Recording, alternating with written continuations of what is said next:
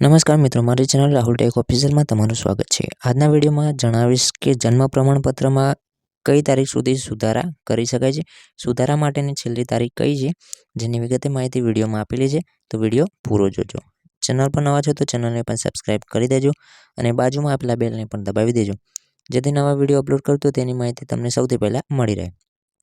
ભારત સરકારે જન્મ પ્રમાણપત્ર બનાવવા અને તેમાં ફેરફાર કરવા માટે એક અંતિમ તારીખ જાહેર કરી છે। આ માટેની પ્રક્રિયા શું હશે તે જાણો। ભારતમાં રહેતા તમામ લોકો માટે કેટલાક દસ્તાવેજો હોવા ખૂબ જ મહત્વપૂર્ણ છે। આ દસ્તાવેજો ઘણા કામો માટે જરૂરી છે। આ દસ્તાવેજોમાં ઘણા પ્રકારના દસ્તાવેજોનો સમાવેશ થાય છે। આ વિશે વાત કરીએ તો આધાર કાર્ડ, પાન કાર્ડ, મતદાર કાર્ડ, ડ્રાઇવિંગ લાયસન્સ અને પાસપોર્ટ જેવા દસ્તાવેજોનો સમાવેશ થાય છે। પરંતુ એક બીજો દસ્તાવેજ છે જેને લોકો બહુ મહત્વપૂર્ણ માનતા નથી, અને તે હોય છે જન્મ પ્રમાણપત્ર।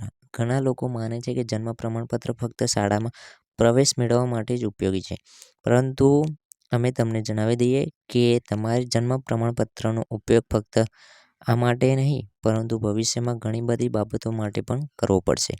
તેનો ઉપયોગ સરકારી યોજનાઓનો લાભ મેળવવા માટે પણ થાય છે। તાજેતરમાં ભારત સરકારે જન્મ પ્રમાણપત્ર બનાવવા અને તેમાં ફેરફાર કરવા માટે એક સમય મર્યાદા જારી કરી છે। તેની પ્રક્રિયા જાણો। આ તારીખ સુધી ફેરફારો થઈ શકે છે। જન્મ પ્રમાણપત્રમાં ફેરફાર કરવા માટે ભારત સરકાર દ્વારા સમય મર્યાદા નક્કી કરવામાં આવી છે।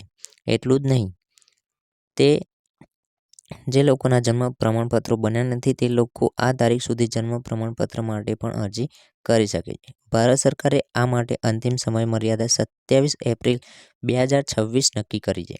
આ પછી જો કોઈના જન્મ પ્રમાણપત્રમાં કોઈ ખોટી માહિતી નોંધાયેલી હોય, તેથી તેમાં કોઈ પણ પ્રકારનો ફેરફાર કરી શકાતો નથી। આ ઉપરાંત જે લોકોએ હજુ સુધી પોતાનું જન્મ પ્રમાણપત્ર બનાવ્યું નથી, તે લોકો આ તારીખ સુધી જન્મ પ્રમાણપત્ર માટે પણ અરજી કરી શકે છે।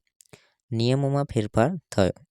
ભારતમાં જન્મ પછી 15 વર્ષ સુધી જન્મ પ્રમાણપત્ર મેળવી શકાતું હતું, પરંતુ હવે તેમાં ફેરફાર કરવામાં આવ્યો છે। હવે 15 વર્ષથી વધુ ઉંમરના લોકો પણ જન્મ પ્રમાણપત્ર માટે અરજી કરી શકે છે।